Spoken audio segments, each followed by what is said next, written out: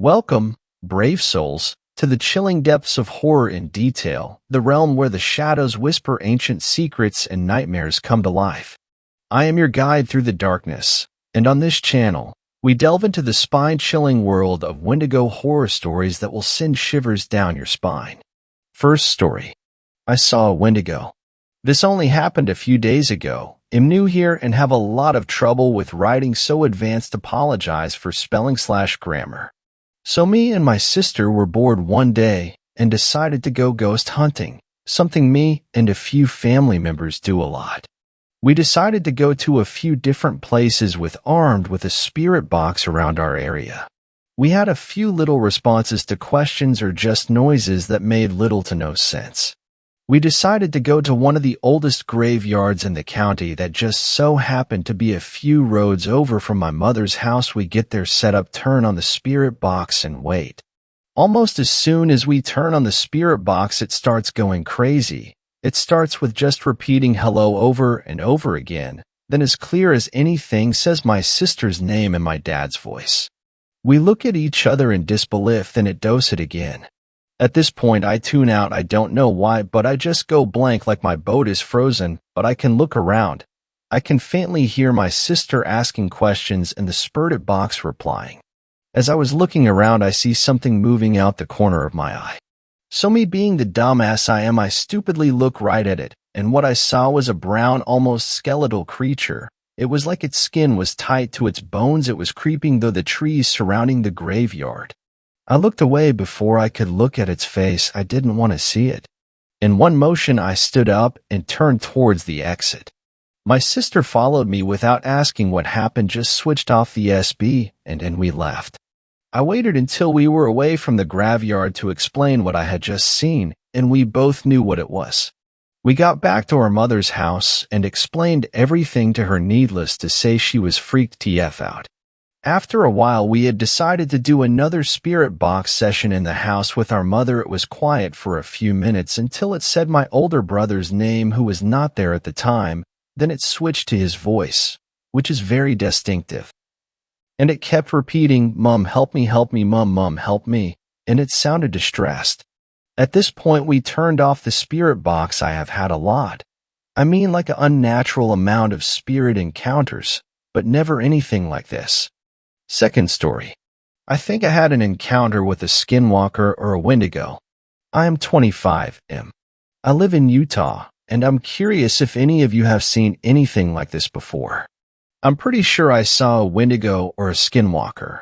I know it sounds strange or crazy. I don't really believe in those things, and I'm regularly skeptical when it comes to the paranormal. This happened to me when I was 17 and in high school and living with my parents. My house at the time was in a very small town. The backyard faced open, empty fields and mountains for miles before you reached another civilization at all. My best friend lived next door and shared this field as our backyard in a way. I have to explain that his house was built on a different street that ended in the field with a small cul-de-sac. I think there was supposed to be more houses built down this street to expand the town, but they clearly never got around to it. So his driveway was basically in this cul-de-sac, even though no other houses were built there. This matters later in the story. I used to stay the night at my friend's house a lot in high school because I didn't have the best relationship with my parents. Every once in a while, we would wake up to hear dragging and a weird gargling sound from the back porch. His room was a basement room with the window well to the back porch. It would happen maybe a couple times a month, but whenever we would gather the courage to check, nothing would be back there. This happened for years. One night haunts my friend and I to this day. My friend was getting ready to move, and we would stay up all night playing games and watching movies. We decided to go on a music drive to just vibe. So we hopped in his truck with high beams and swung out of the driveway, turning them on towards the field to use the roundabout. The light illuminated this thing. It looked like a person, but it wasn't. It was naked on all fours. Abnormally large, particularly its limbs that seemed to fold under itself in an unnatural way. Its pale skin clung to it like it had to be stretched onto it. But the part that still sends shivers down my spine is its face.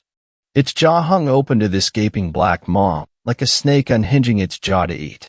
Its black eyes glistened in the light as it looked at us. But just as it turned to see us, it quickly scurried backwards almost like it was on rewind into the brush of the field. My friend and I were pale as ghosts. We both looked at each other like, "Did you see that too?" We were shaken. Let's just say we tried to have a good rest of the night, but we couldn't believe what we saw. We ended up just sitting there in his basement with guns ready and waiting to hear the gargling and dragging again. But we never did. Sorry that it's not very climactic, but it's the truth. I now don't live in that town anymore. There are times when I visit there, though. That empty field still feels like it's watching and waiting. Even though I can't see it, I can still feel like it's out there. Third story. I stood face to face with a Wendigo when I was 7. On mobile, so I'm sorry for the formatting. This happened when I was 7 years old. I'm sharing because my older brother reminded me of it, now that I'm 24, and now I can't get it out of my head. This was very traumatic for me because after this event, a bunch of other things started to happen. This is how it started. Growing up and now, I live in a haunted state and lived 5 miles away from the most victorious haunted forest. My mom used to tell my brothers and I about what she would hear walking by the forest, the murders that happened, and about how she used to see pukwudgies. My older brother, 11 at the time, let's call him D, and I, 7F, were watching TV in the living room. It was dark outside, must have been a new moon. If you were sitting on the couch and looked to your right, you would see the glass sliding door, which viewed the backyard. Mind you, it was an acre lawn and tall trees lined the perimeter. I was tired and decided to get my ritual glass of milk before bed when I stood up and saw what was glaring at me through the glass door.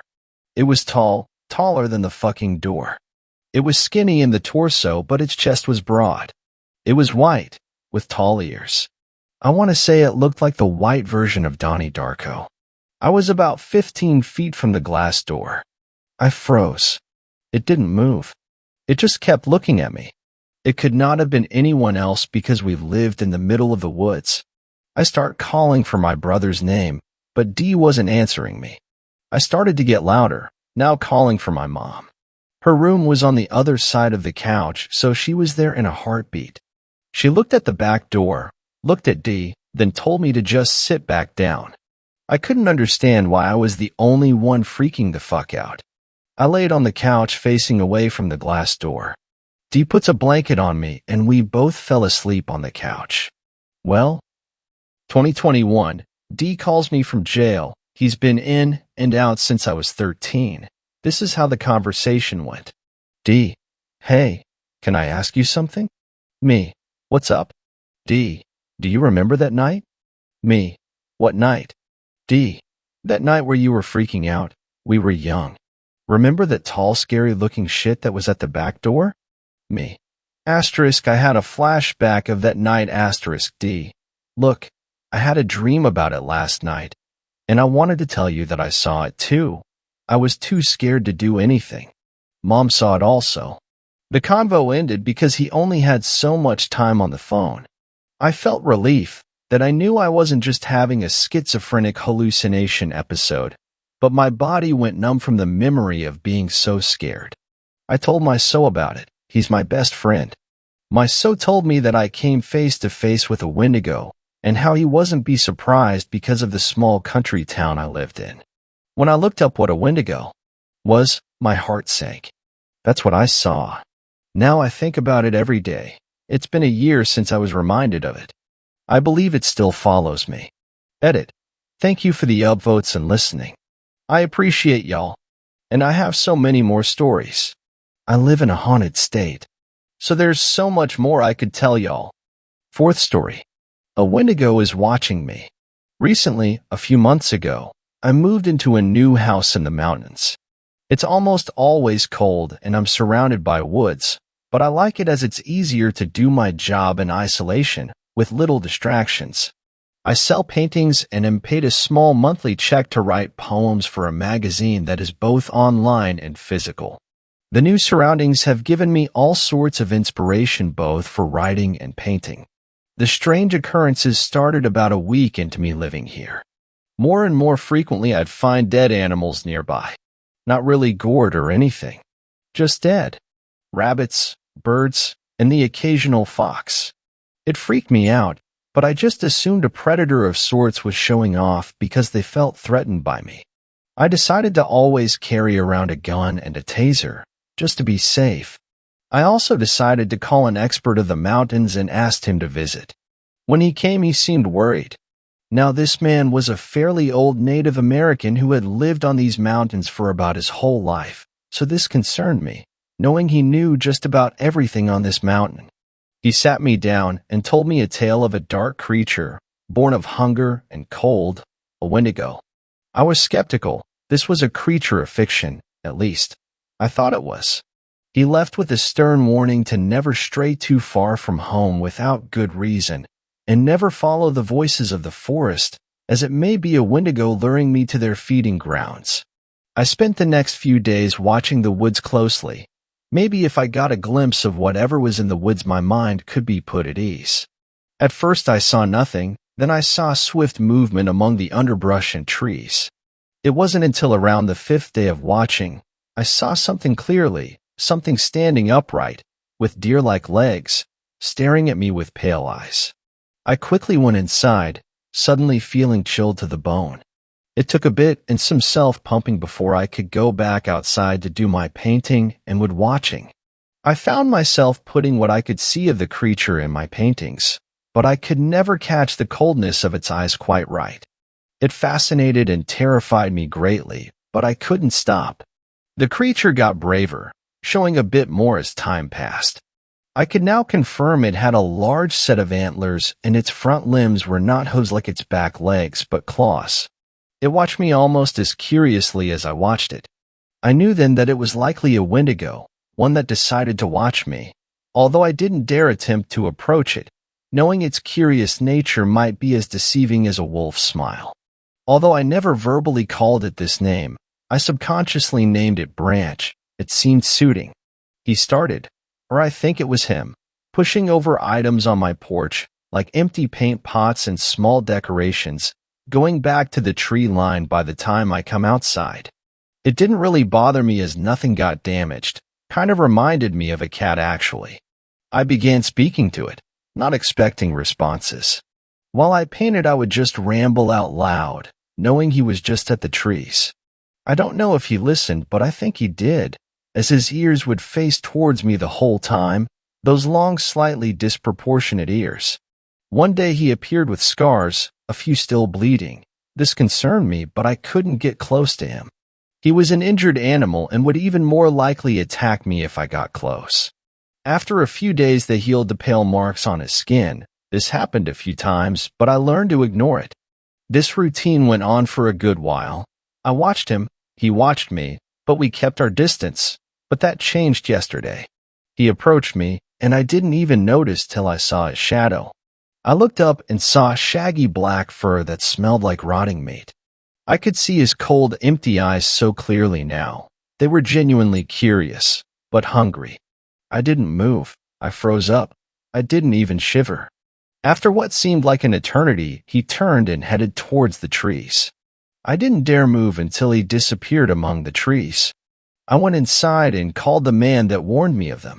He agreed to come pick me up when we could. I'm waiting for the man to get here. Branch is staring at me through the window. Excuse me for the wait. I couldn't find much time to write after I posted, a few hours after the man pulled in the front, which, unlucky for me, was where Branch was. I got the meat chop I had pulled out earlier and stepped outside. Branch was staring through the window. When he turned to look at me, I made sure to look at his chest fur rather than his eyes, soulless, cold eyes. I threw the meat. He ignored it, didn't even twitch. I started to slowly move towards the man's truck, Branch's eyes tracking me. As I moved off the porch, he started to follow me, his hooves making heavy footfall on the wood. His eyes never left me as I slowly made my way to the car. He slowly followed, staying 3 feet away, no more, no less. When I finally made it in, he was still staring, with those cold, empty eyes. The man slowly pulled out and started down the long mountain trail. He started muttering about how I shouldn't have let it get this far, as well as other colorful words and terms. Right now I'm at his cottage at the base of the mountain. I'm still shaken, and I don't know if I want to risk going back. His wife is lovely and treats me well, as far as guests go, but I know I'll have to leave soon. The man explained that the Wendigo was one well known on the mountain, known for only attacking young females, always leaving the head intact. Now this is only semi-relevant, as I am a man. But he can't explain why he's taken a sudden interest in me. Maybe he's contemplating eating me. In a few hours he's taking me back. He's given me food, a gun, several rounds, and a blowtorch. I got home an hour ago. Branch wasn't there, but my porch looked like a tornado passed, and I think there's shit by the doorstep. I quickly went inside and locked the doors, the windows. I don't think he knows I'm back yet, and I don't want him to know. It's been a few hours and no sign of him. I don't want to go outside to tidy up my porch. I'm too scared to. It's hard to swallow the sandwich I made because of the tension I'm feeling, but I have to eat. I think I'm going to take a nap after I finish it. He's here. He's staring into the windows and making distorted huffs and brays, occasionally stamping his hooves on the porch. He can't see me right now 'cause I'm behind the couch. He sounds angry. He started banging his antlers on the glass. He's trying to fucking break it. It's starting to crack. The glass shattered. My heart is pounding. My ears are ringing. I can smell the rotten meat he reeks of. He crawled in through the window. I think he can smell me. He started knocking over random things, but I'm frozen. I can't bring myself to peek. I might try to make a run for it, or I'll have to wait it out. He just went down the hall. I'm gonna go out the front and run. I don't know how far I ran, but the sun went down by the time I stopped, and the temp is definitely below freezing. Luckily, I was already wearing a heavy coat, and I found a small overhang. We'll rest. Hopefully he doesn't find me. I woke up, but it's still dark out. It's only 12. I slept 3 hours. I'm shivering like crazy, but the overhang helps a little, blocking the wind. The forest seems still. Nothing is stirring. Not even the owls are hooting. I'm gonna go back to sleep. Hopefully it's light out when I wake up this time. I woke up an hour or so ago and started walking towards the base of the mountain. My limbs feel numb, but the movement has helped. The forest is still eerily quiet, and I keep finding blood puddles and tufts of fur.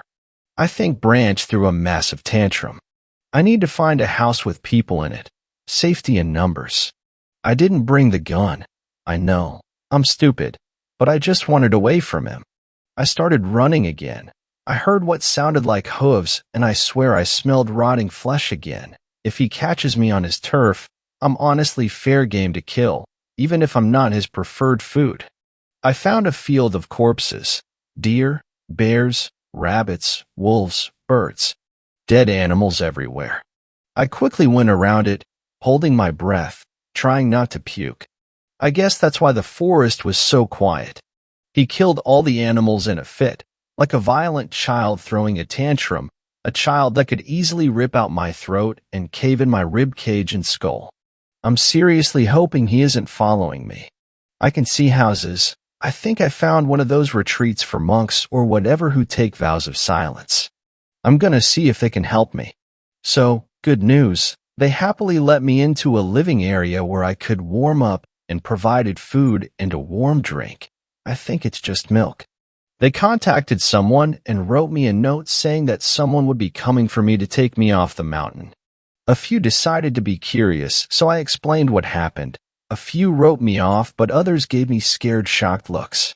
They've taken me to bedroom and communicated that I can sleep until the person coming to get me actually gets here. When he does, I'm not going back. My things can stay there, as can Branch.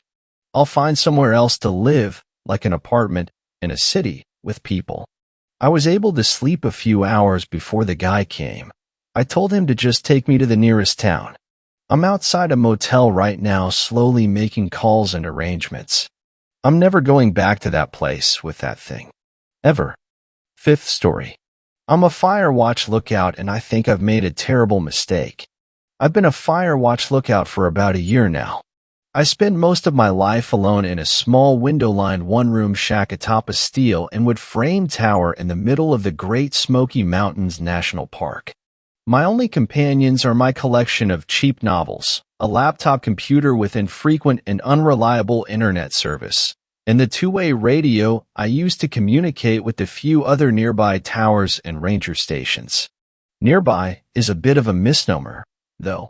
Using my high-power binoculars, I can just barely make out Tower 12 on a clear day, situated several miles to my west. Tower 15, the next nearest to my location, only appears as a glint of sunlight to my east, when the sun catches it just right. I've been told the Parks Department intends to put up some additional towers in this area as soon as it gets the necessary funding, which is probably no time soon. That's fine with me, though. I like the solitude. It helps quiet my mind, keeps the memories at bay.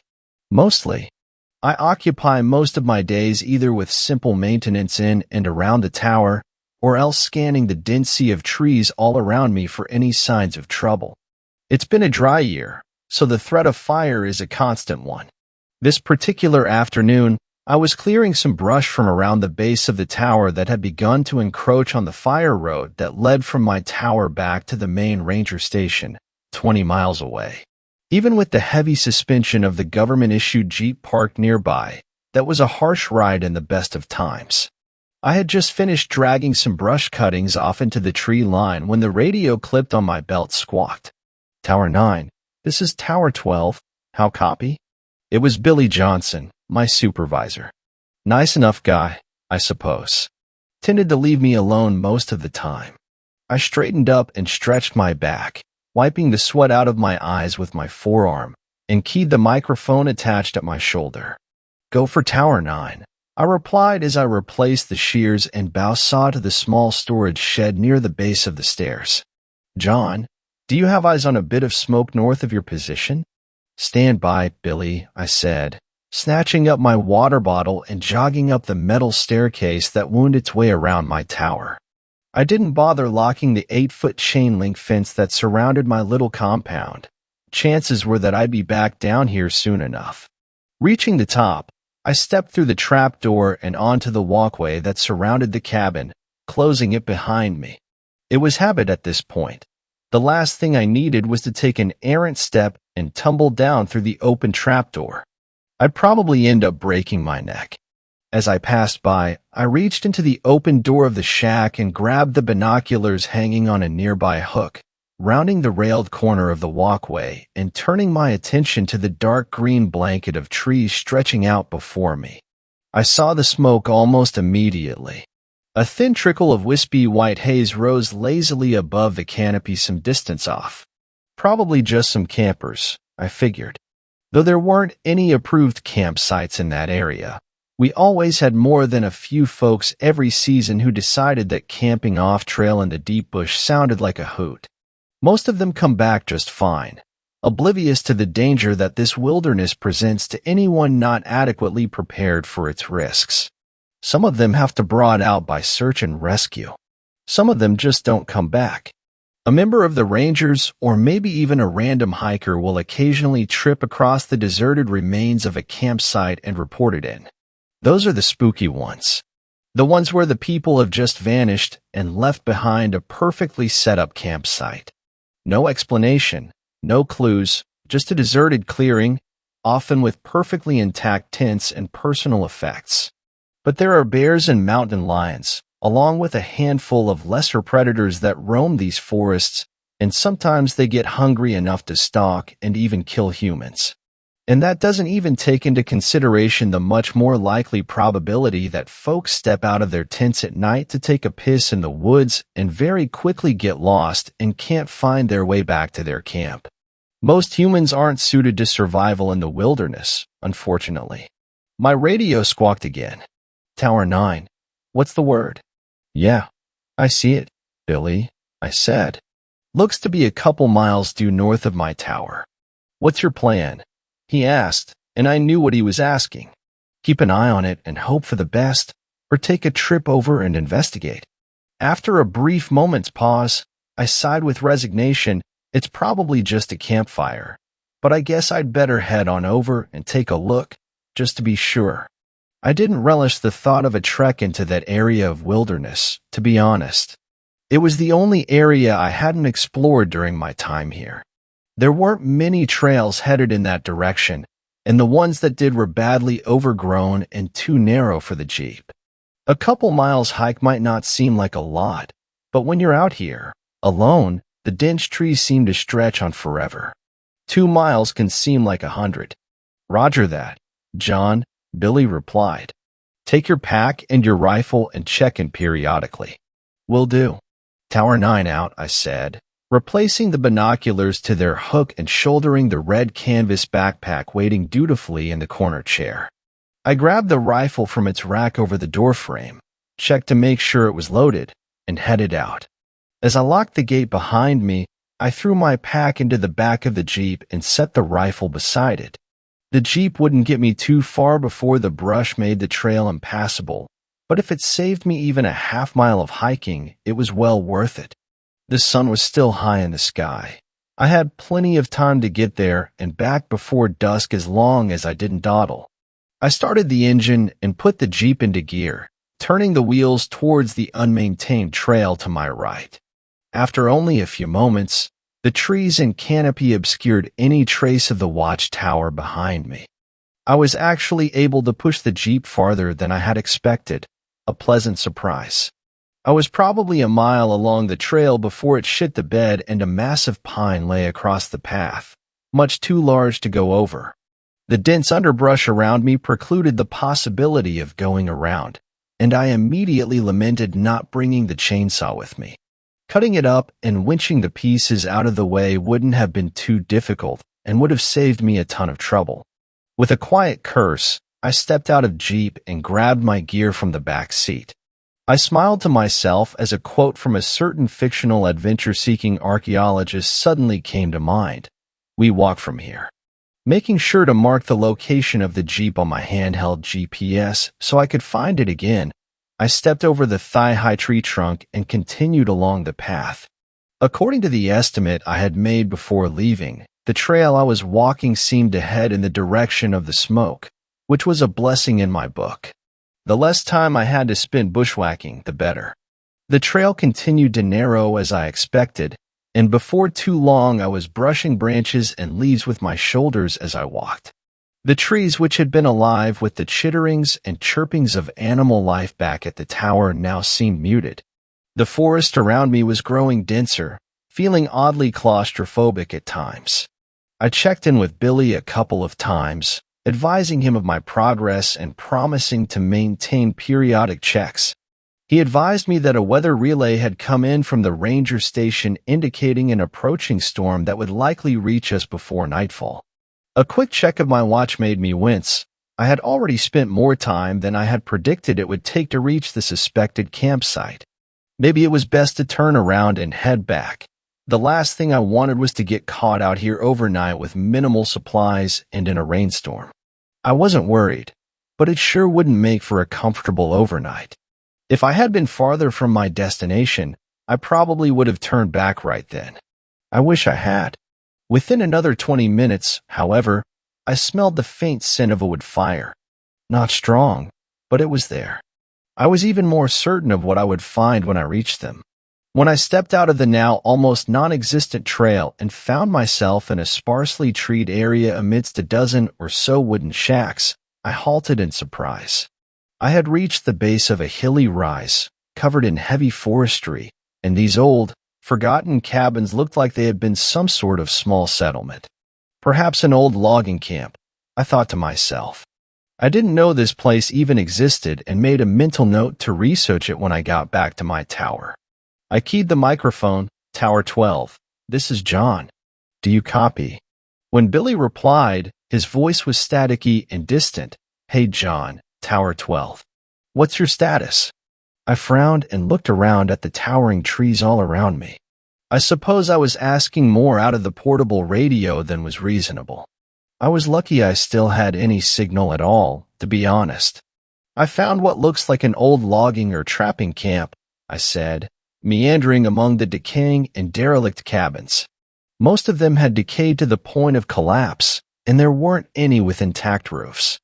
The campfire has to be nearby. I'm going to take a look around a bit more. There was an odd pause before Billy spoke again. What's your current location, John? I glanced at my handheld GPS and relayed my position to him. Another pause. John, I think you should probably just turn around and come back. You don't have too many more hours of daylight left, and that storm looks to be getting worse. Something in his voice sounded off, but I couldn't quite place it. Nervous, maybe. I don't think I can blame him, though. My safety was his responsibility, and the prospect of one of his lookouts being caught out in the storm overnight probably didn't sit well with him. Coincidentally, it didn't sit well with me either, I thought with a smile. You may be right, Billy, I replied, turning around and letting my eyes take in the entirety of the area. I think I'll just head dash. I stopped as my eyes caught sight of the bright yellow nylon tint just beyond the last of the structures. Repeat your last, said Billy. I didn't get that. Stand by, Tower 12, I said absently, making my way to what I now realized was a small cluster of 3 modern tents situated around a central fire ring. The fire had been extinguished, but the embers still smoldered lowly, the source of the smoke. I looked around for the campers but didn't see or hear anyone. Sleeping bags and electric lanterns were still in the tents, though I couldn't find any backpacks or supplies. Hello, I called out, turning in a circle and trying to pick out any signs or sounds of human life. I'm with the Forest Service. Is anyone there? Nothing but the muted echo of my own voice. I was about to just dump some dirt on the remaining embers of the campfire and call it a day when I noticed the narrow footpath heading towards the slope. I could see clearly the recent footprints in the soft dirt, heading away from the camp. I keyed the microphone at my shoulder again. Tower 12, this is John. I found the source of the smoke. It's a campfire, all right. Nothing to be concerned about. Billy answered almost immediately. Roger that, John. Head back home. I paused a moment, curiosity pulling me towards the footpath. I'll be heading back shortly, Billy. I just want to check something out first. I wouldn't screw around out there, John, Billy replied, an edge to his voice. Better head back now so you can beat the storm. His last sentence didn't exactly sound like a suggestion. Something had him rattled. I hesitated before I answered. Acknowledged, I said, knowing full well that I was going to check out the path a bit before heading back. Still, I didn't feel like arguing with my supervisor about something so silly. Just a quick walk up that path and then I'd be on my way. This path was even less established than the one I'd been on when I discovered the camp, but I could clearly see the prints of the campers in the soft dirt as I went. Before long, I emerged into a small clearing, eyes widening with yet another unexpected discovery. The rough-hewn timber that framed the entryway was set into the near vertical slope of the hill face before me. It created a dark tunnel entrance that had been sealed off with a heavy iron gate many years before, likely by the Park Service to keep inquisitive hikers from falling to their deaths in an old, abandoned mine shaft. So it had been a mining camp, not a logging camp. Huh. I didn't know there were any mines anywhere near here. Hell, I'm not sure what they would have been mining for. Coal? Maybe. Gold? Did they even have gold mines in Tennessee? Who knows? Certainly not me, clearly. Regardless, now that gate stood wide open on its hinges, the remains of a rusted chain and antique padlock laying in the dirt nearby. Hell, now I couldn't just turn around and leave. Not if these dumbass campers had decided it would be fun to explore a closed and restricted mine entrance. Tower 12, this is John. Do you read? Billy probably wouldn't be happy that I had continued my exploration after he told me to head back, but there was nothing to do about it now. I wasn't equipped or trained for any sort of cave exploration or rescue. The Rangers had very specialized teams for that sort of thing. But I could at least poke my head inside and see if I could hear the campers or at least confirm that they actually went inside. No answer from the radio. I tried again with the same results. Nothing. I tried a different approach. Tower 15, this is John from Tower 12. Do you copy? I said into the radio. I figured I might be able to at least get Nathan's attention if I was out of range of Tower 12. There was a burst of static that sounded like it might have contained the hint of a human voice, but it was too distorted and distant to make anything out. There was only a moment of indecision before I made up my mind. I knew it was reckless to go into the mine, especially when my supervisor was under the belief that I was currently on my way back to my tower. But I just had this nagging intuition that something might be wrong with this whole situation. Maybe someone was hurt and in need of help. I couldn't just leave them there, knowing that I might be their only chance of rescue. In retrospect, I should have turned back and called it into the ranger station. They could have mobilized the SNR teams that specialized in cave rescues. I should have, but I didn't. I pulled my powerful LED flashlight from my pack, turned it on, and headed into the pitch-black darkness of the mine entrance. The walls and floor had been smoothly carved many years ago, which made my footing uneventful, and the tunnel itself was mostly a straight shot. Several times during the first few minutes, I turned back to watch the bright square of daylight at the entrance gradually shrink to a pinpoint of light. By the time I had taken the first dogleg turn of the tunnel, I was in complete darkness. It was a very strange feeling, oppressive almost. At one point, I turned off my flashlight experimentally, but after only a few seconds, I quickly flicked it back on. In that time, my heart had been pounding in my chest and some primal fear had begun growing inside of me. I took a moment to calm myself. The darkness was absolute. It was almost as if you could feel it pressing in on you. My footsteps seemed much louder than they should have on the dirt floor, and the air was beginning to grow cold and damp the farther I went. After another 100 feet or so, the smoothly carved tunnel ended abruptly in a wall of rubble. I couldn't tell if it was a cave-in at some point or if this was simply where the miners stopped digging and hadn't bothered to remove the debris, but either way, it certainly appeared to be the end of the line. And then I saw it.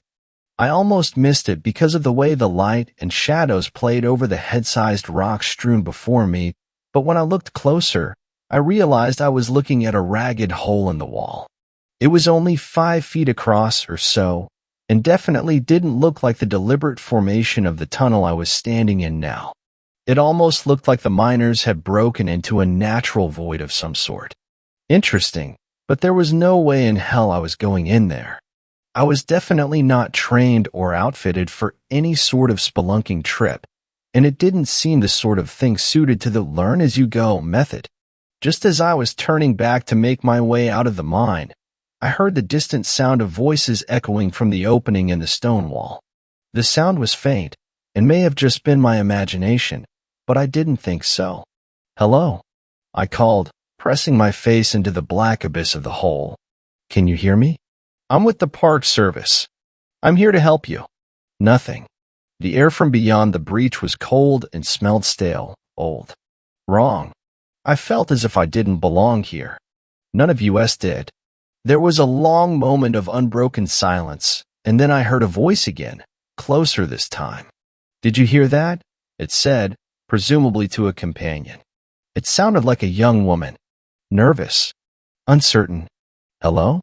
Is someone in there?" That settled it for me. I carefully crawled through the opening and into the space beyond. Shining my light around, I found myself in a small natural chamber, maybe 30 feet across and with an uneven ceiling of jagged rock that barely cleared my head. The first thing that caught my attention was the cracked lantern laying on the ground. It looked old, very old, maybe 100 years or more. A thick layer of grime and age covered its soot-blackened tin surface, and the glass was thick and uneven. Beside the askew lantern was a small, leather-bound book, partially buried in the dirt and dust, with a moldering leather strap securing it closed. It looked like a journal, and without a thought I tucked it into my backpack, raising my light back up to scan around the room. "Hello," I called again. I couldn't hear the voices anymore, but the narrow beam of my flashlight illuminated another tunnel in the far corner of this room, mired in darkness. Can you hear me? Once again, I got that feeling that something wasn't right. Then the voice came again. Closer this time. Did you hear that? Hello? Is someone in there? She asked, her voice trembling with apprehension. I hesitated, frowning. Something didn't seem right about the voice, but I couldn't put my finger on it. Before I could summon my words to respond, another voice called out. This time it was clearly the voice of a young man. We can hear you moving around in there. Please help us. We're lost and our friend is hurt. Hear me moving around in there? I was shouting to them. I sure as hell wasn't trying to hide. Can they not hear me for some reason? I stepped forward to the secondary tunnel and raised my voice again. I'm with the Forest Service. Can you follow my voice? It was then, when I reached out to steady myself against the wall of the tunnel entrance, that my hand met something wet and I recoiled in disgust, thinking I had just grabbed a handful of some subterranean slime. When I shone my light on it, however, it became very clear the reality was far worse. Blood. I stepped back, trying to keep the panic that was fighting to take control of my rationality at bay. I needed to keep a level head now. Panning my light around, I saw an astonishing amount of blood painting the wall and floor in front of me. Somebody had definitely been hurt, and badly. With blood loss like this, I wasn't sure I'd be able to stabilize them long enough to get rescue in here. What the hell happened here? And why did the hikers continue into the cave after one of them was injured this badly? Unless they'd lost their light and gotten turned around, there was no way for them to get lost. There hadn't been any branches to this tunnel since I first entered. All they had to do was turn around and walk until they saw daylight. The man's voice called again, colored with the unmistakable tinge of fear. What the fuck is that? Hurry up, Becky. Take my hand. He seemed to be getting closer, at least. If I could guide them to my voice, maybe I could get them out of here, get to higher ground, and radio for a rescue evac. They had a helicopter permanently stationed at the main ranger station. It could be here in 20 minutes if I was able to reach them. The woman's voice came again, and this time I froze. Did you hear that? Hello? Is someone in there? All at once it hit me. And the indescribable unease I had been mostly successful in repressing now fought back with renewed vigor. I realized at that moment what I had missed previously. The woman had repeated herself twice more now. No change in her inflection. No variation in emotion or urgency. It was exactly the same, down to the syllable. It was like I was listening to a recording.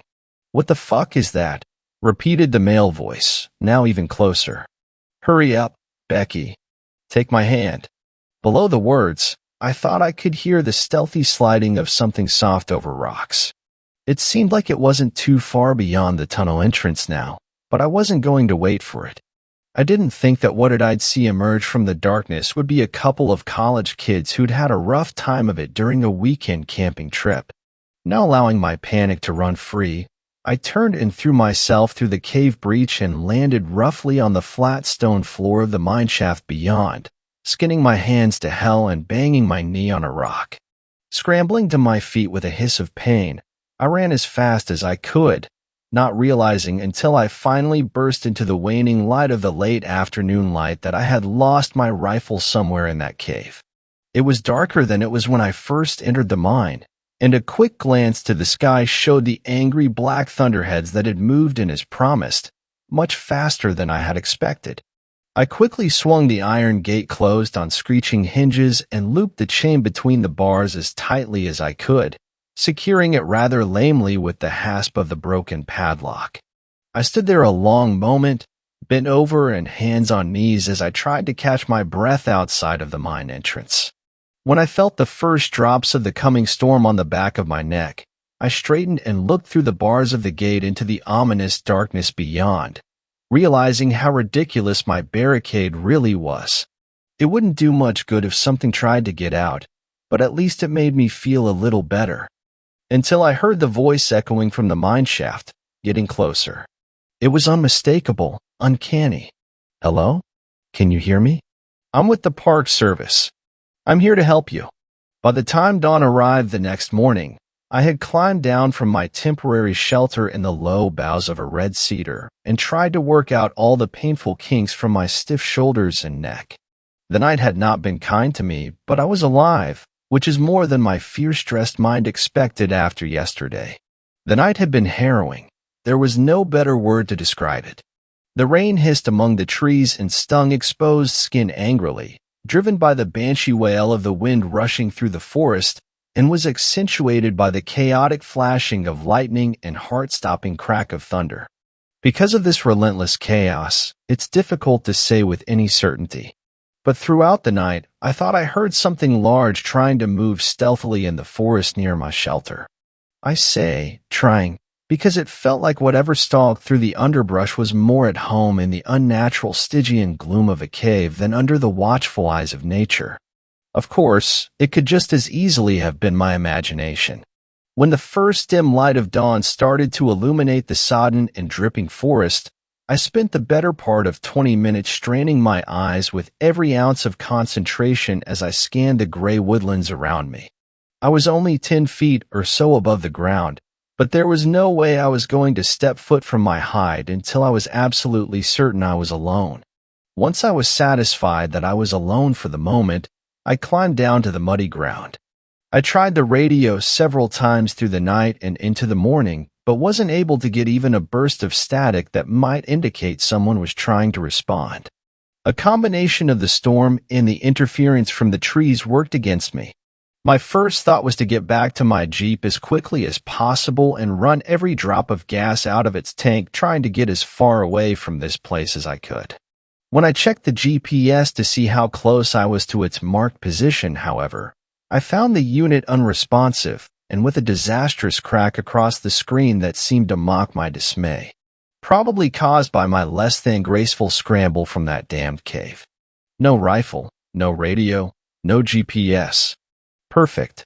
I still had a compass and the rising sun to guide me, though, and that was something. I was only a couple miles from my tower, which should have been somewhere due south of where I stood. I knew that once I got close, I should be able to either find the service road or the tower itself, so there wasn't much danger of getting myself lost, at least. It was a small comfort, but one I gladly took. I moved through the trees and undergrowth with more speed and recklessness than I probably should have.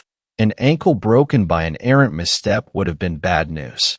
Still, even though I hadn't heard or seen anything of my late-night visitor, I couldn't help but feel like I was being watched. You know that creeping sense of dread you feel when you've just turned the lights off in a basement and now have to climb the stairs back to the light of the doorway, or when you're making your way from your car in a darkened and lonely parking lot. It's the feeling that something is there, something much more suited to the dark than you are. It's that same feeling that pushed my footsteps almost to a jog as I traversed the uneven ground and storm-felled detritus that tried to hinder my passage. For the next hour I moved at this pace, aware with every rasping lungful of breath that I should pause and rest for a few minutes. Knowing that pushing myself to fatigue would only increase my chances of falling or hurting myself. I imagined myself lying in blinding pain next to an unseen chuck hole, clutching at a broken leg and watching as the sunlight began to dim with the onset of dusk, waiting for whatever haunted my trail to find me. What would happen then? Would I even have time to look on its visage before it struck? Did those campers in the cave? A misstep and stumble that nearly made this nightmare a self-fulfilled prophecy jarred me back to the present. Against all instinct, I forced my pace to slow, first to a trot, then to a walk. Then, reluctantly, I stopped completely, trying to catch my breath while I scanned the dense woodland around me. Nothing. No, not nothing. As my heart began to slow and my breathing returned to a more manageable cadence, I turned my gaze back in the direction I had been headed and an unconscious smile found its way to my lips. The sun had risen high in the morning sky during my flight, and now I caught the flash of its reflection on the windows of my tower, not 200 yards directly ahead of me. I laughed aloud with relief, fully aware that the fear-tinted eruption was closer to the manic cackle of lunacy than anything else. I didn't care, though, and my feet started forward again on their own, quickly reaching a brisk pace. A few minutes later, I burst out of the trees into the maintained clearing surrounding my tower, feeling the full sunlight on my face for the first time since yesterday morning. Had it only been a day? It seemed like longer. I was so filled with relief that I didn't even register the fact that a forestry department jeep sat parked near my fence-enclosed tower until I started entering the combination into the gate lock. The faded white 12 emblazoned on the corner of the windshield told me that it was Billy's jeep, which wasn't much of a surprise, I realized after a moment. After not hearing back from me, I was more surprised I hadn't returned to find an entire SNR team making preparations to search for their lost puppy. I punched the 4-digit code into the mechanical combination lock on the gate and stepped through, making sure to close and lock it behind me. I stood there a moment, staring through the tall chain-link fence at the dense tree line, wondering if something waited just out of sight in the shadows, staring back at me with hungry anticipation. I shook myself of the sudden chill as best I could and made my way quickly to the staircase, taking the steps 2 at a time. Billy was going to be pissed at me, I was sure, but the thought was a fleeting one that didn't take purchase. His displeasure was the least of my concerns right now. When I reached the top, I threw open the trapdoor and suddenly found myself looking down the muzzle of a very large rifle. Even in that brief moment of abrupt shock, I could register how the barrel trembled in the hands of its agitated master, and I wonder how close I came to having my life ended in a bright flash of light. The moment only lasted a second or two, and then Billy hastily swung the rifle away in a safe direction. "Damn it, John," he exclaimed, his tone an incongruous mixture of relief and fear. "I almost shot you." I stepped fully through the trapdoor and let it drop closed behind me. "Jesus, Billy," I breathed, leaning back against the railing. I suddenly felt weary and realized it was likely the adrenaline now rushing from my system that had kept me moving at such a hurried pace throughout the morning. "Where the hell have you been?" he demanded, stepping back inside my shack and taking a chair at the small table in the center of the room. I noted with mild interest that he kept the rifle leaning against the table beside him instead of stowing it in the rack over the door, but decided not to comment on it. Billy Johnson was in his middle years, maybe 45 or so, with a bit of a gut and grayish-brown hair trimmed close. He wore an impressive mustache that reminded me of something an Old West gunslinger might groom. He was dressed in typical attire, khaki forestry service shirt and brown cargo pants. In addition to the rifle I'd had the unfortunate opportunity to closely examine a moment earlier, I noticed that he wore his .500 Magnum in a holster at his side. That wasn't too unusual when out in the bush. Bears and mountain lions can sneak up on you unawares. Having a hand cannon within easy reach goes a long way towards taking the fight out of them if necessary. It was a little unusual for a drive over to another tower, I supposed, but not exceptionally so, given the circumstances. I took the opposite chair, dropping my pack to the floor next to me. I realized my legs were still shaking anxiously, and I placed my hands on my knees to try to calm them. He was trying to deflect, but he was horrendously bad at it. He knew something. I was sure of it. "You know where I've been," I replied, gambling on instinct. I watched his face closely for a reaction and wasn't disappointed when he winced and turned his focus out the window and over the forest to the north. "I told you to abort and head back to your tower," he stated brusquely, "but you just had to feed that curiosity of yours, didn't you? You're damn lucky to be alive, you know that." From my chair, I reached under the cupboard to my right and pulled a half-empty bottle of Jameson and a couple of mostly clean glasses. Billy turned his head and raised an inquisitive eyebrow. Alcohol was a no-no up here. When I poured and handed him one of the glasses, however, he accepted it without a word. I took a pull from the other. "It's my own damned fault, I suppose," he continued, turning back fully to me. "It's been so long since anyone's even thought of Camp LeClaire that it didn't even click for me when you told me where you saw the campfire." I took another drink and then poured a bit more of the whiskey. "Camp LeClaire? That old mining camp?" I asked. Logging camp, actually, he corrected me. The mine was there long before the East Atlantic logging companies set up out here. Nobody knows who dug it. Hell, nobody even knows when it was dug. A long time before the 19th century, at least. Camp Leglaire was established in 1872, and the mine was old even before that. He looked at me in earnest for the first time since I'd returned and frowned. You look like hell, John. Got caught in the storm, I'm guessing. Hell of a storm. I only raised my eyebrows, as if to say what an understatement that was. Billy nodded knowingly and took another swallow. Did you find the campers at least? I shook my head and turned to look out the window to the north, where I could almost envision the black void of that mine entrance staring back at me. No, I tracked them to the mine, but lost them in the cave. I jumped when Billy's glass hit the floor and was out of my chair before I even realized it. Billy hadn't moved from his seat, but now both hands were splayed on the table before him, as if to steady himself. His pale blue eyes were wide and fixed on me. You went into the cave, he said, a sudden and horrifying realization dawning on him. It was then I realized my mistake. He hadn't known. He thought I had just discovered the camp and the mine and then got caught in the storm overnight. A close call, but nothing that couldn't be undone. Yeah, I replied, nodding slowly, deliberately. Yeah, I went into that cave looking for the campers. The gate had been cracked open already. Not sure when or by who.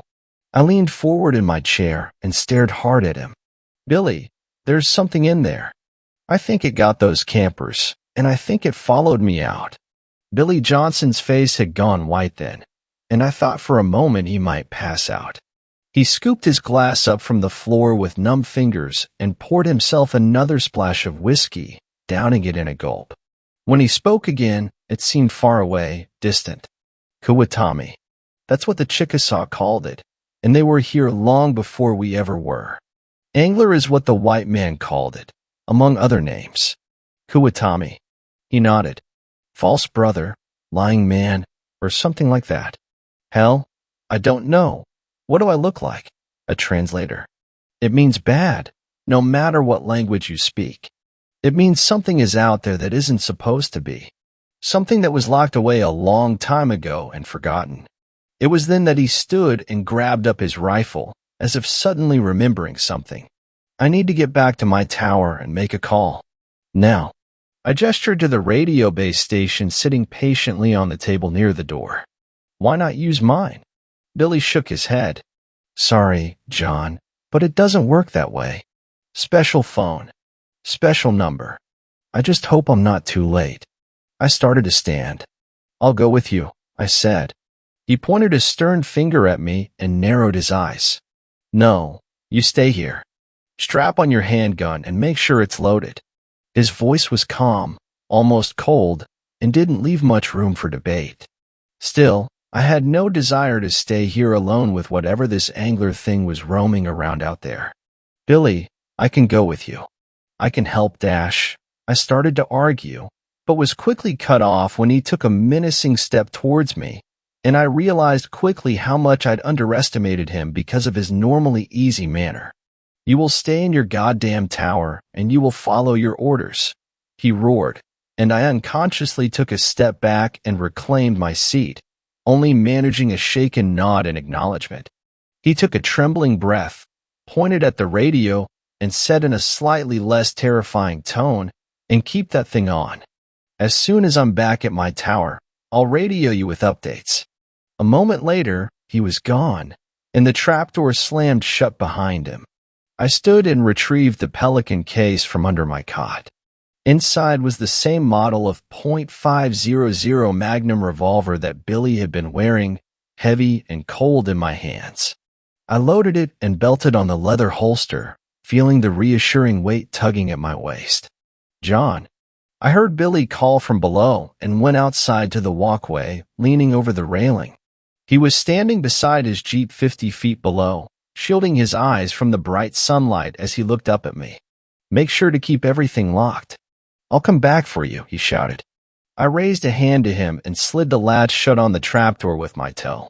I turned back into my shack as I heard Billy's Jeep fire up and a moment later drive off down the rough service road towards his tower.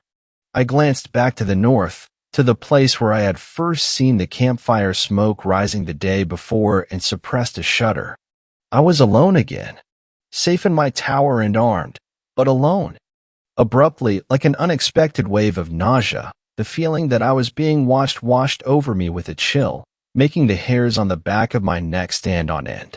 I looked back over my shoulder to where Billy had been only a minute before, but saw only the rough service road and dense impenetrable tree line beyond that. Probably just my imagination, but the feeling didn't diminish, and with every passing breath, I was more and more certain that there was something nearby, just out of sight, standing stone still in the gray-green foliage. Waiting. I stood there a long moment, straining for any hint of movement or alien shape among the shadows, but if it was there, my human eyes weren't sharp enough to pick it out.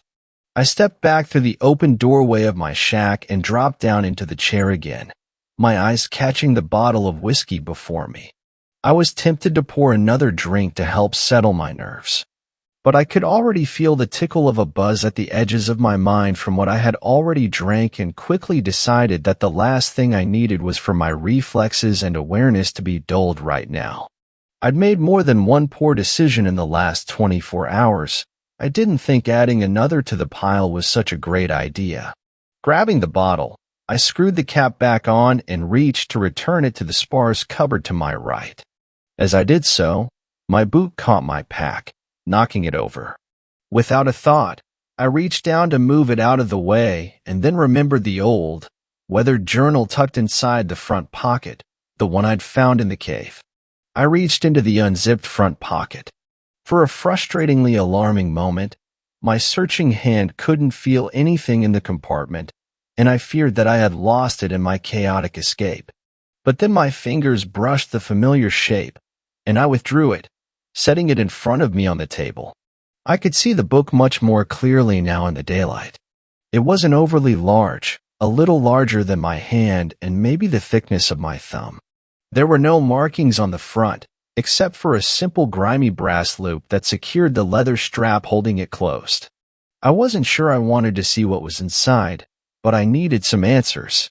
Anything. A stray sound from the trees below rose to my ears and I froze, listening intently for more, but none came. The forest around me was silent again, and I turned my attention back to the journal, pulling the strap free from the cover and turning to the first page. From the pocket of Andrew Robinson, it read. The writing was neat and compact, and distinctly male. The ink was a rich black scrawled upon brittle yellow pages, and though faded with the years, was still mostly legible. I turned to the next page, where the entries began.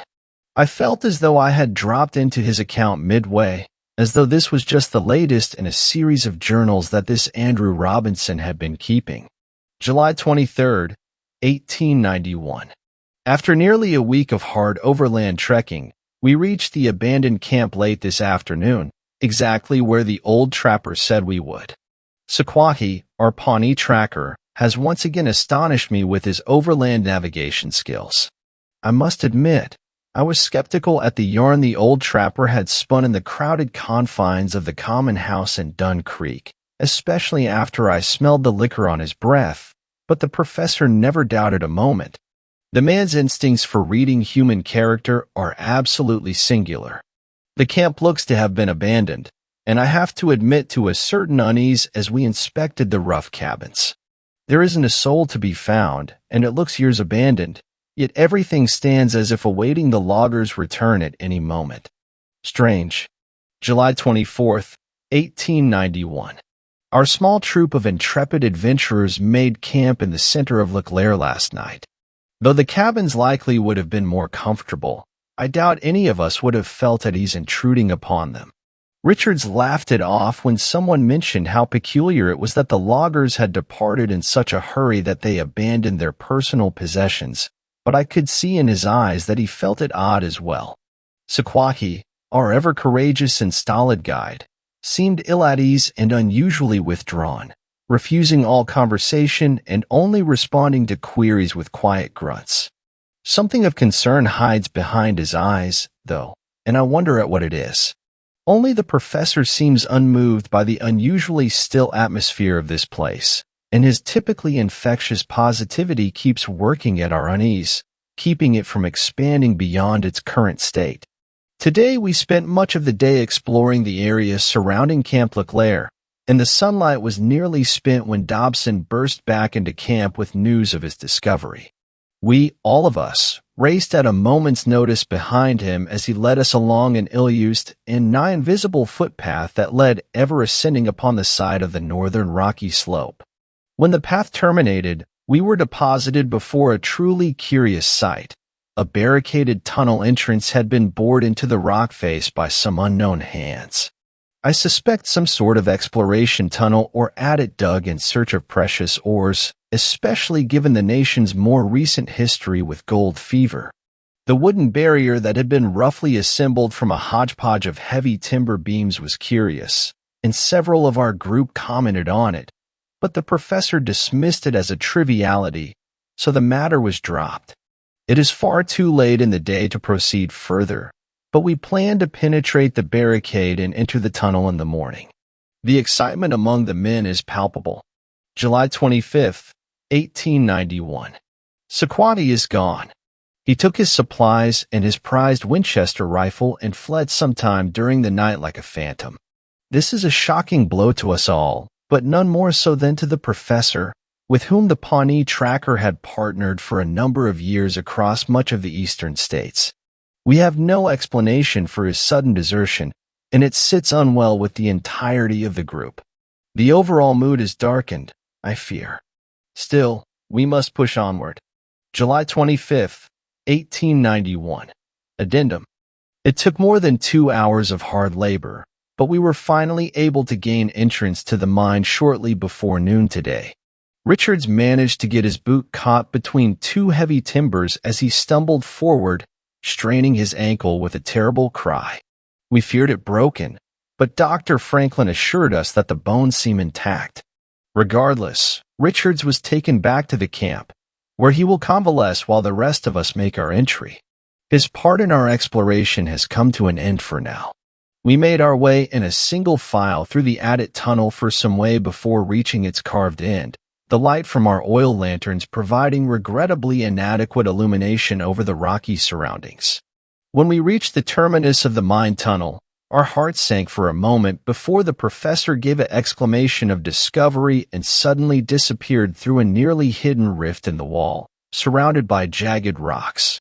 We eagerly followed him through, careful of our footing as we went, and found ourselves in what I can only assume to be an accidental breach by the miners into a natural cave system.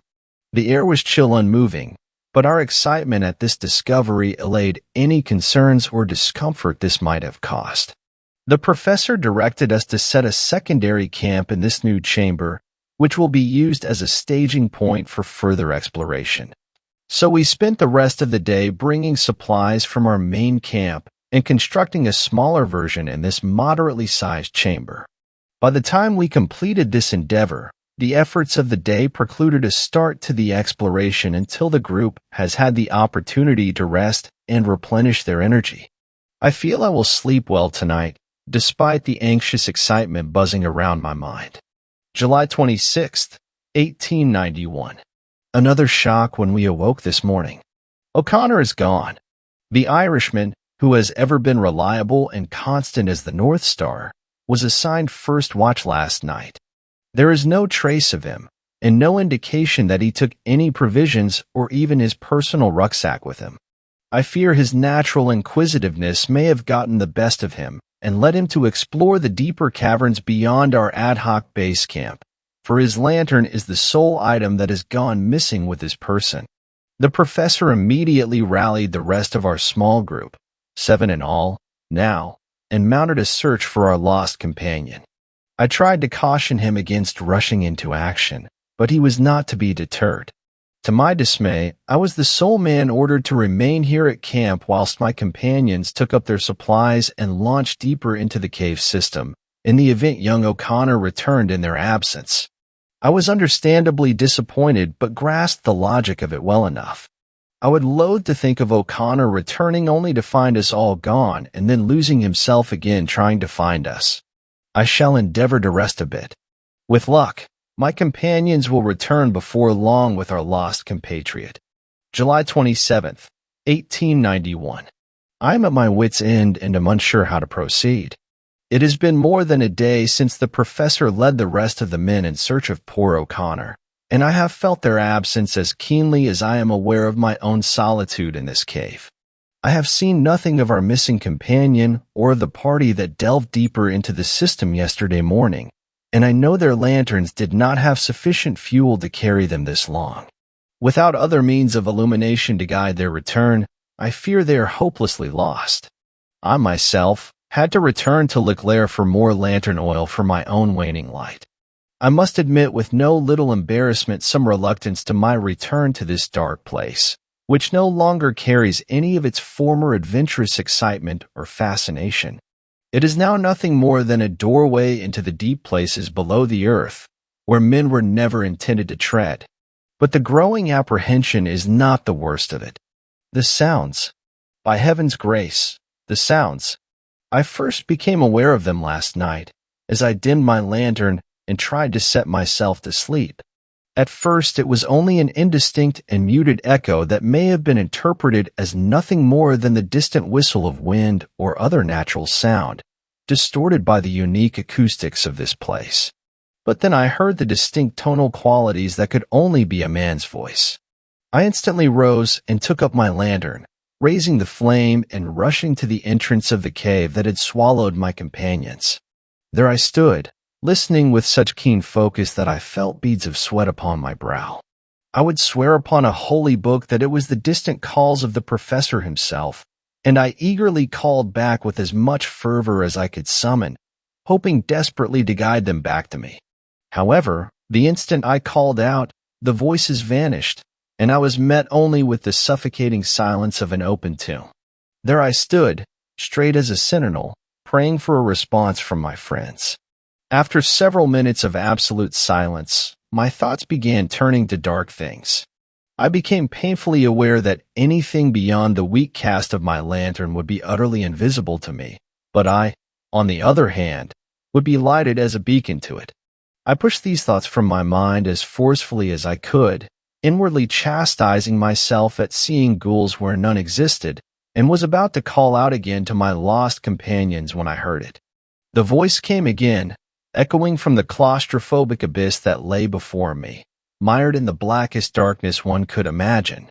It was still some distance away, I estimated, but I was certain it seemed closer now. When the third time I heard it, I was just barely able to make out the words. But it was enough to be sure. My own words echoed back to me from the depths of that damned cave, and in my own voice.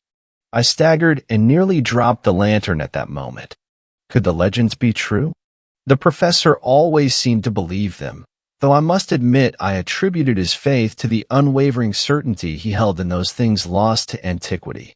He had always maintained that a legend, especially one whispered by so many indigenous peoples without mutual contact, must have some root in truth. But that line of reasoning is antithetical to modern civility, and I must reject it and focus on the more probable explanation that my already stressed nerves were turning my fears against me. The voices must be those of my companions, lost in the dark, but near enough to hear their calls. They must be. I am not certain what lies next, but I know that I cannot abandon my companions, my friends, to wander the darkness until they fall from exhaustion or dehydration, not while I might yet help them. I will leave this written account at the entrance to the cave. This lantern is nearly spent, but I have another with a full vessel that I will take in its stead. If I do not return, at least someone may know of our passing here. May God be with us all. I closed the journal with a trembling hand, momentarily lost in what I had just read. How was it possible? The journal was more than 130 years old. No animal alive then could be what pursued me now. What if it's not an animal? The sudden burst of static from Billy's call that simultaneously erupted from my radio base station and the portable handset clipped at my shoulder made me jump and drop the journal on the floor. Heart pounding, I cursed under my breath and keyed the microphone. "Go for Tower 9, I answered, my voice tight. As I spoke, my eyes drifted out across the sky to the east, where darkened thunderheads had been unknowingly gathering and marching slowly in my direction. I shook my head. Icing on the cake, I thought. "John, what's your position?" asked Billy. The self-assured authority that had filled his tone before was strangely absent now, replaced with something else. Fear? I frowned a moment at the question before answering. "Where do you think?" "Billy, I'm in my tower, just like you told me." A strange pause before he spoke again. "John, this isn't some sort of joke, right? You're not outside of my tower." I was growing more agitated by the moment. What sort of question was that? I had no Jeep. There was no way I could have made it to his tower in such a short amount of time, even if I'd wanted to. "No, Billy," I answered with more force than I'd intended. "I'm not outside of your fucking tower." "Why dash?" I stopped mid-sentence, a horrified realization sweeping over me in that moment. I tried to speak, but my mouth had gone dry. "Billy," was all I could muster. The radio was silent as my eyes slowly drifted to the west, where I could just make out the small, lonely shape of Tower 12, barely visible over the darkening blanket of green. Was that a gunshot? Another night. Another goddamn night, stuck in this window-lined prison. At least I have a good view, so I guess that's something. The storm raged all night again last night, and only let up just before dawn. At one point, the winds were gusting hard enough to rock the tower, which was a bit disconcerting, to say the least. As I stand out on the wet catwalk around my shack, I see that the clouds haven't let us go just yet, though, and look every bit as pissed off as they did yesterday afternoon. It seems like the dry season has come to an end, which is good, since I've been slacking a bit on my fire-watching duties over the last couple days. Gallows humor, right? It's either that, or sitting in the corner in a fetal position, crying, and I've been told by my ex-fiancée that I'm not an attractive crier. I haven't heard a peep from Billy since his last terrifying broadcast to me yesterday. I've tried to reach him several times since then, but no dice. I've also tried reaching Nathan and the ranger station, but all I get is static, even from my base radio set. When I first started here, I remember Billy telling me during my brief orientation that the radio should be able to reach out 50 miles or more, so I'm not sure what's going on with it.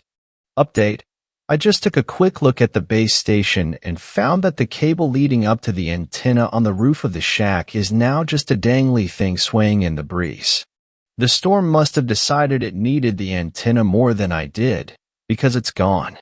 I can see where the screws were torn out of the wooden mast. And before you say anything about whatever this thing is that's been stalking around deciding to sabotage my radio, I should probably tell you that the wooden antenna mast looks like it's been around for a long time. The wood was probably dry rotted to begin with, and now that it's soaked, it crumbled away in little wet brown bits as soon as I probed at it with my fingers. Speaking of whatever this Kuwatami or angler thing is, I'm just going to call it a mimic, I think. I haven't heard or sensed anything weird since yesterday. I'm assuming it's still out there somewhere, but I don't think it's nearby. If it's still anywhere around here, it's probably somewhere over near Tower 12, or at least that's what makes the most sense to me, anyway. Which brings me to my shiny new lunatic idea. My Jeep. It can't be more than a mile down the northern track, still sitting there in front of that fallen pine. I could probably get to it in less than an hour, even with the wet and muddy ground. It had almost a full tank of gas, and I'm pretty sure I could outrun this mimic thing in it if I can get onto a straight shot of service road. I definitely don't relish the idea, mind you. Every instinct is screaming at me to sit my butt right where I am in this tower.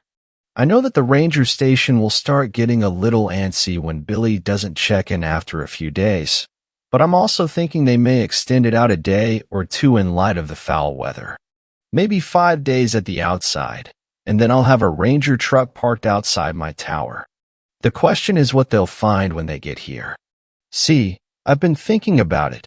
Billy definitely knew more about this thing than I do. Certainly, enough to not open the door for it when he heard it outside pretending to be a Girl Scout selling cookies. That makes me think that maybe the fence and the trapdoor might not be enough to stop it if it really wants in. As pants-shittingly terrifying as the prospect of leaving the tower and making for the Jeep is, sitting here cornered in my window-lined shack, just waiting for it to show up in the middle of the night, is even worse. At least I have chance out there. I still have the Magnum. It's been holstered on my belt since yesterday. They don't issue pea shooters for bear protection out here. This thing is the most powerful handgun in mass production. It'll put down anything in North America, as long as you can hit it right. Any normal animal, anyway. Who knows what this thing is capable of? Still, it does provide a level of comfort and gives me some confidence that my plan may work, if luck's on my side. For now, I'm going to try to eat a granola bar to put something in my churning stomach and try to build a little energy. I don't think I've eaten anything since early yesterday. After that, I'm grabbing my pack and heading out. Wish me luck. Asterisk. I left my tower shortly after 10 a.m., and let me tell you, those were some of the most difficult first steps I've ever taken in my life. Stepping out through the chain-link gate into the open space beyond my small compound felt like I was stepping off the roof of a skyscraper. When I closed the gate behind me, I just stood there motionless for what must have been 5 minutes, frozen in place with my hand clenching the grip of the revolver still holstered at my belt. Even with all the stress and anxiety swirling around in my head, I was amazed at exactly how keen my senses seemed in that moment. It felt like I could hear every rustle of leaves and smell every damp patch of moss in the thousands of acres of wilderness surrounding me. In that moment, I felt very small, very insignificant, trivial. When my chest began to ache, I realized that I had been holding a breath in, subconsciously afraid to make even the slightest sound. I let it out slowly and forced myself to breathe normally again. Scanning the trees, I turned slowly in a circle, searching for anything that seemed out of place, like it didn't belong. But there was nothing there. Everything seemed normal, at least to me. Casting one last look over my shoulder at the refuge of my tower, I started off along the seldom-used service road to the north, careful of my footing on the muddy and uneven ground. I allowed myself to move at a slow jog, fast enough to make good progress, but not so fast that I was announcing my presence to the world. Not so fast that I couldn't hear the forest around me over my own breathing. I stopped a couple times during my trek to catch my breath and take a drink of water, and thankfully still seemed alone and unpursued for now. I wondered if it was out there somewhere among the dense trees, hiding in the muted gray shadows of the forest. Maybe it was looking for me at that moment. Perhaps it had returned to my tower in my absence, found it empty, and was even now tracking my flight along this trail. If I paused long enough, would I see it suddenly rounding the gentle curve behind me as it caught up? Or did it prefer to move more stealthily, among the trees and underbrush, laying in wait alongside the path ahead, ready for my approach? I had to forcibly shake myself of that line of thought. It wasn't doing me any good now. I was committed to my plan. The thought of retracing my steps and returning to my lonely watchtower held just as much terror, because now it sat there unmanned, unwatched, abandoned. For all I know, the mimic could be there at this very moment, ransacking my shack. I definitely didn't want to walk back in on that little scene. I can promise you that much. I ended up making surprisingly good time on that northern path. It was only about 30 minutes before I saw the dim shape of my Jeep, waiting dutifully in the middle of the path ahead. The matte tan paint job and black cloth roof stood out remarkably well against the muted greens and browns of the surrounding forest. Urging my pace to quicken, I covered the last 100 yards before I even realized it and found myself standing at the door, hand on handle. I paused. A chill ran down my spine, inciting an unbidden shiver. I realized then how quiet the forest around me was and wasn't sure how long it had been this way. I felt that something was out of place, and so did the native fauna. On any given day, the trees were alive with the sounds of wildlife. Squirrels and chipmunks chittered, insects buzzed, and 1,000 varieties of birds called and sang from the treetops. Not now, though. It was as if they had all left, and I felt very alone in that moment. Only, not quite alone. Somewhere out there, in that sea of trees, something stalked. Something that didn't belong in the light of day. Something that didn't belong under the watchful eyes of Mother Nature. I was pretty sure she wouldn't have let something like the mimic evolve, had it not been hidden in its underground realm. The door of the Jeep was thankfully quiet as I depressed the latch and swung it open. If this had been a horror movie, I'm sure an ear-splitting screech would have erupted from its hinges. But in real life, we tend to take care of these vehicles pretty well. In the best of times, they are the only convenient transportation for 20 miles or more. In times like this, though, it was likely the only thing that would save my sorry ass. I jumped in and pulled the door shut behind me with a dull thunk, subconsciously locking it. I almost laughed aloud when I did that.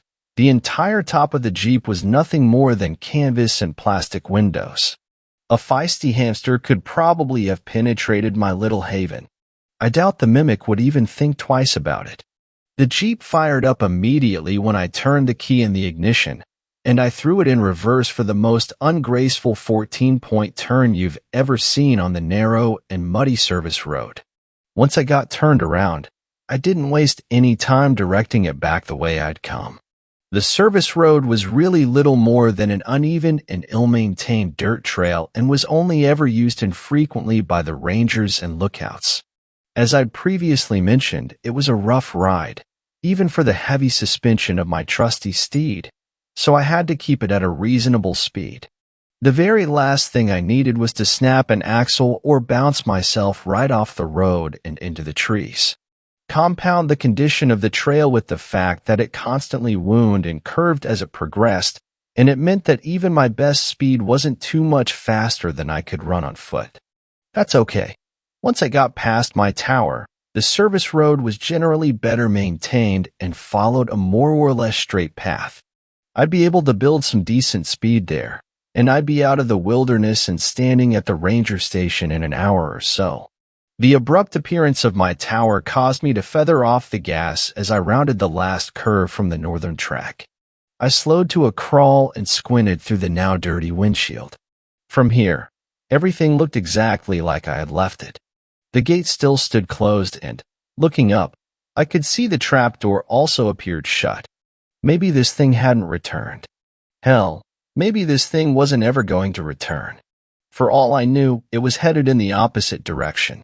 It's not like it had a GPS or anything. It was at that moment that I nearly pissed myself when the radio still clipped to my belt squawked, and I heard probably the last thing I had expected to hear. "Billy? John? Are you there?" The signal was pretty clear, but his voice sounded weak, strained. I almost didn't respond. I was frozen, indecision clouding my mind. I didn't know what I could trust to be true, but I doubted that this mimic had read the radio manual and learned to operate the handset. I snatched the handset from my shoulder and keyed the mic. "Billy? Holy shit, is that you?" He answered me right away, and I thought I could hear relief in his tone, buried under his pained words. "John, thank God. I was afraid you were gone." My eyes drifted to the trail leading past my tower, toward the ranger station, toward safety. Another 5 minutes and I would have been, "Billy, I've got my Jeep and I was just about to haul ass for the ranger station," I replied. "What's your status?" There was a moment of silence, and I wondered briefly if he'd even heard me. But then he answered, "I'm not doing too hot, John. I'm in my tower, but that thing hurt me. I've lost a bit of blood and have been drifting in and out. I've patched myself up as best I could, but I can't stop the bleeding from my leg." I frowned and closed my eyes a moment, asking a question that I was pretty sure I knew the answer to. "Are you able to get to your Jeep?" I thought I heard a coughing bark of laughter before he answered. "I don't think so. I'm pretty banged up." "What happened, Billy?" "The son of a bitch got into my tower. I managed to get off a shot at it, but not before it got the jump on me, he explained. It took off before it did me in, so I think I hit it. I don't know where it is now, though. My tower is wide open, though, and it hasn't come back, so maybe it's dead. I doubted that. Things never work out that simple. Are you stable, Billy? Can you be moved? Another silence, and then, I know what you're thinking, John.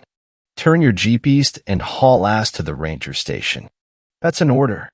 I dropped my forehead to the steering wheel, closing my eyes and cursing. It would have been easier if Billy hadn't radioed me. I know it's selfish. I know I'm an asshole for even thinking it, but I could have been blissfully out of range if he had only waited another 10 minutes. I can still put the throttle down and get out of here. I could still race for the ranger station and have them mobilize a chopper to come back for Billy. But they were at least an hour away. Factor in the spin-up and travel time for the helicopter, and you're talking more like an hour and a half before anyone gets to him. He didn't sound good. Something told me it was unlikely he would last that amount of time. I could still turn left. I'd likely live, but could I live with myself, knowing that I left Billy to die alone in his tower? What if our situations had been reversed? Sure, I might be saying the same words he was saying now, but in my heart, I'd be pleading for that voice on the radio to help me. I couldn't imagine being in his position, lying there, hurt and bleeding out, knowing that his safe haven was wide open, and that thing was out there somewhere. Look, I know what you're going to say. I know what you're probably already saying. Don't be a dumbass. This is exactly why everyone dies in a horror movie. I get it. Believe me, I get it.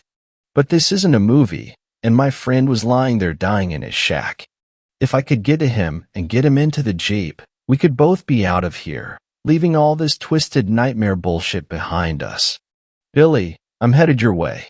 Get ready, because we're going to wrestle you down the stairs and into my Jeep as quickly as we can, I said, cranking the wheels to the right and taking the western trail with more speed than I should have.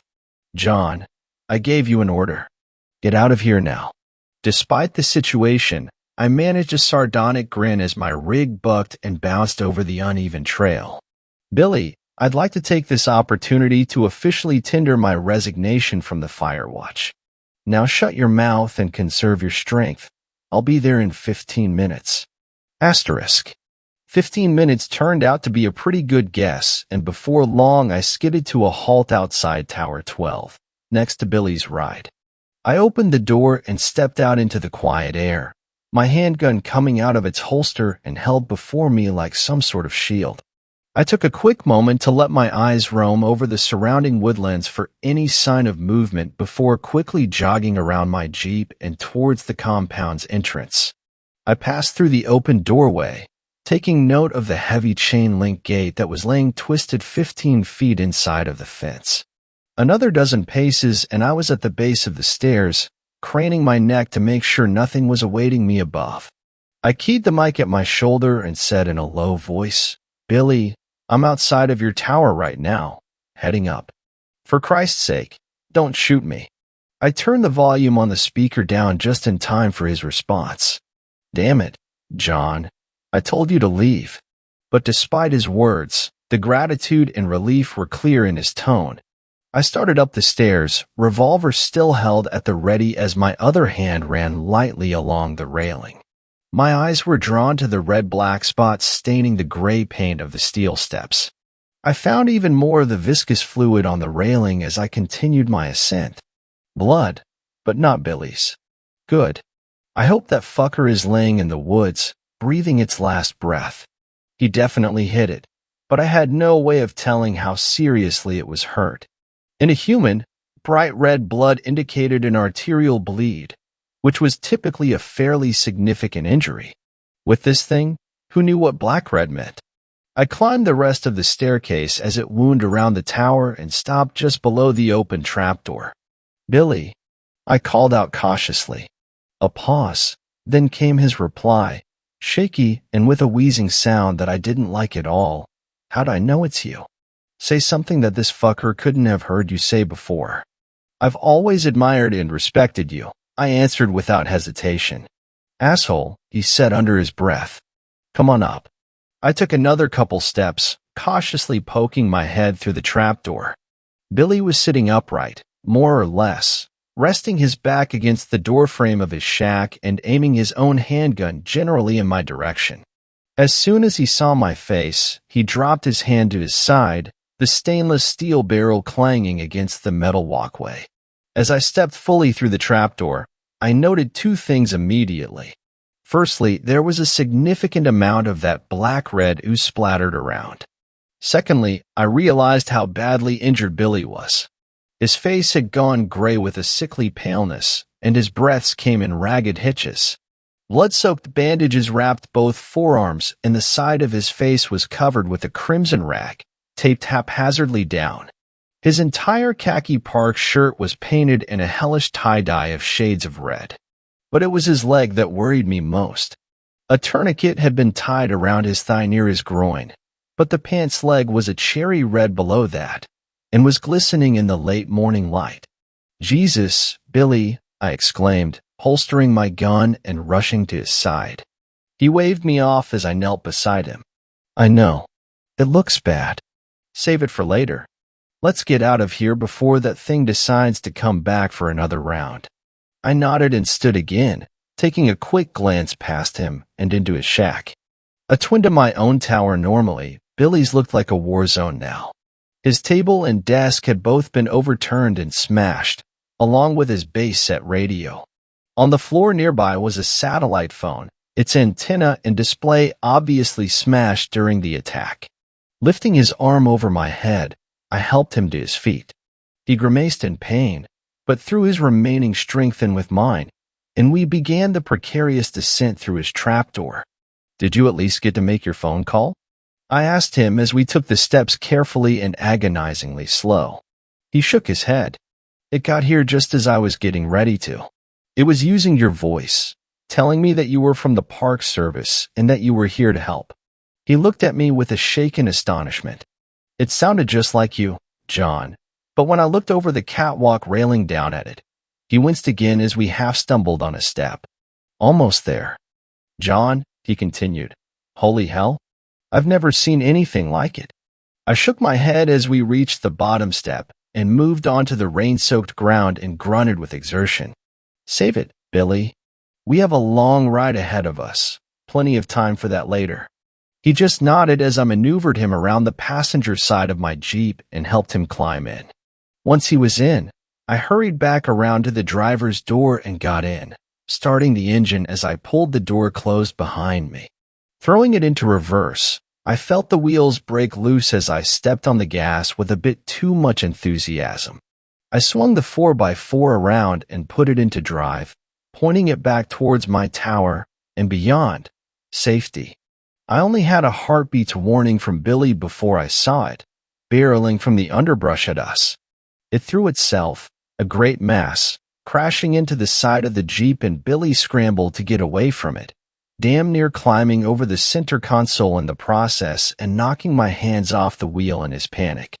The Jeep swung wildly left, and I stomped down on the brakes to avoid careening off into the trees. One of the front wheels dipped off the road, and the steel bumper crashed through a small cluster of oak saplings, halting us abruptly and stalling the engine. Everything went silent in that moment as we froze. My breath hitched in my lungs and my eyes widened in shock as I laid eyes upon this abomination for the first time. My first impression was that it was much larger than I had thought, but the nightmare visage before me eclipsed such a pedestrian observation. The thing stood in the middle of the trail still, shaking its head as if trying to recover its senses after the collision with the 2-ton vehicle. It looked vaguely humanoid in a sense, but it walked on 4 limbs clearly proportioned to such a task.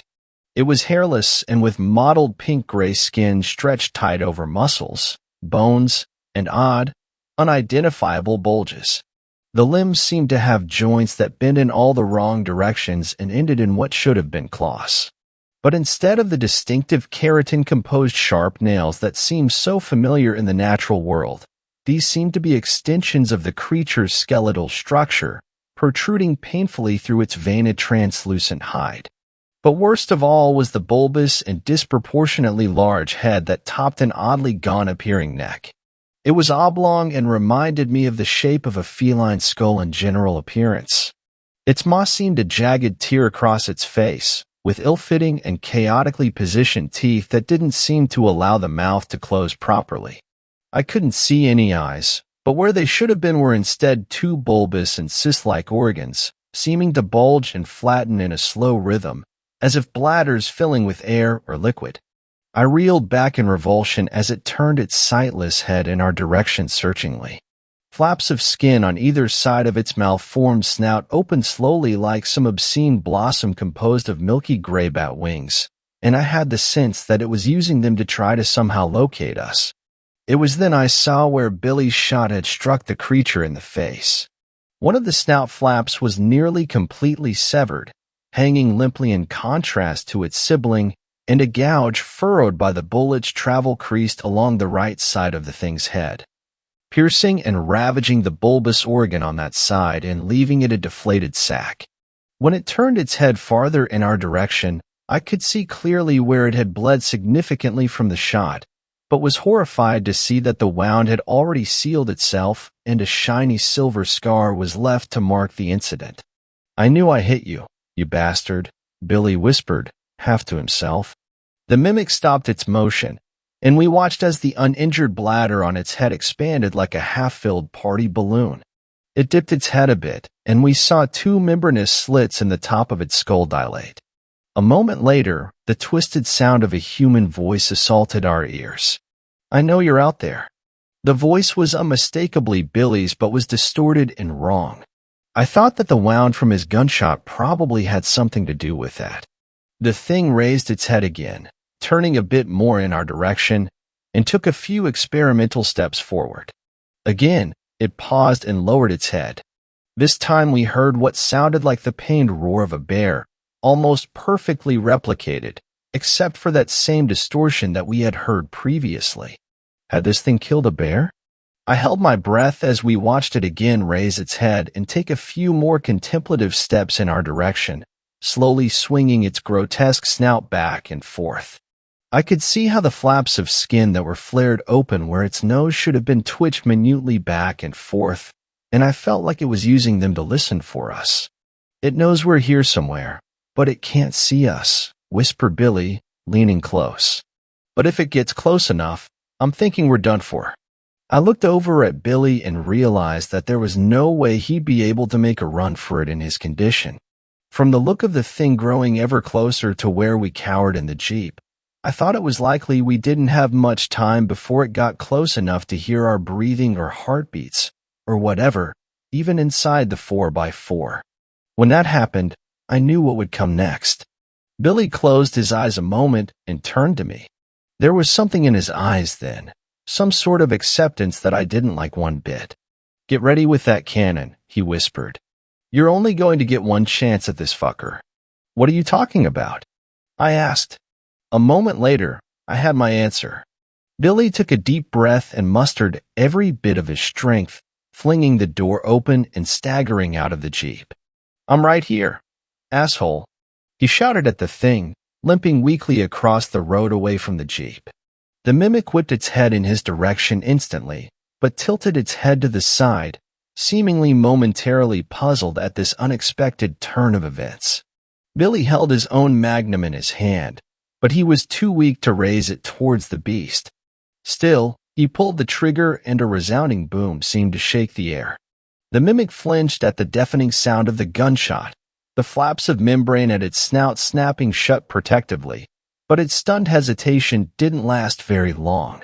In an instant, faster than I would have thought possible, it launched itself on powerful limbs at Billy, knocking him to the ground and tearing at him with teeth and claws. I heard my friend start screaming then, a horrible, soul-rending sound that I'll never forget as long as I live. But now was my chance, and I took it. I swung the door and stepped out of the Jeep, my gun coming free of its holster in the same movement. The creature was preoccupied with what was left of Billy, but as soon as I brought the gun up and thumbed back the hammer, its head whipped around at me. It crouched like a compressed spring as it prepared to launch, but I was quicker. The report of the gunshot was incredible, and the recoil of the powerful round rocked my wrist back painfully. The beast staggered, and I saw a burst of blood and tissue explode from the wound near where its shoulder met its neck. It howled out an otherworldly cry, sounding like a bedlam mixture of man and beast, but though the wound seemed terrible, it tried once again to throw itself at me. I was set in my course, though, and took step after step towards the creature, pulling the trigger again and again until the gun ran dry, and all I was left with was the clicking of the hammer and the high-pitched ringing in my ears. The acrid smell of gunpowder stung my nose, and by the time I finally stopped, I found myself within only a few feet of the horrid thing. 6 blackened holes stippled the neck and torso of the creature where the bullets had entered, and I knew that the destruction of their exits on the opposite side would be far worse. The mimic lay sprawled across the ruined body of Billy Johnson, its weight crushing whatever had been left of my friend. Black-red blood spread out from beneath the thing's bulk like an oil spill across a smooth floor. I noted with some muted surprise that the creature still twitched and slowly flexed its powerful muscles, and a wheezing sound was quietly emanating from the slits on the top of its skull. I holstered my empty handgun and scanned around the sodden ground for what I knew was there. A moment later, I spotted it, Billy's own magnum, laying half-buried in the muck where it had been torn from his grip under the weight of the monster. I snatched it up and shook it clear of most of the mud and grass. Opening the cylinder, I saw that only one unfired round remained. That was enough, though. I approached the horror before me without apprehension or pause, my eyes focused on this thing that had caused such pain and terror. I thumbed the hammer back and placed the muzzle against the mimic's head, which still convulsed with some small remaining life. I didn't know if it would be able to heal from the wounds I had already inflicted. Logic told me it was unlikely, but the silvery scar I had seen from Billy's previous encounter caused me to question everything I thought was possible. I felt the tremors from the creature vibrate through the gun as the barrel rested against its skull, right between where its eyes should have been. I tensed my finger on the cool steel of the trigger, and the crack of the gunshot echoed through the forest. It was done. But even as I walked back numbly to the Jeep and restarted the engine, I wondered if that was true. I thought back to the journal I had read, written more than 130 years before, and how it had alluded to tales of this creature going back long before then. As I drove the Jeep along the rough and winding service road, I wondered at the possibility that what we encountered was the only one of its kind, that this same beast had somehow terrorized cultures separated from each other by great time and distance, spawning the legends that the author of the journal and his companions had pursued. It didn't seem likely. And now the door was open,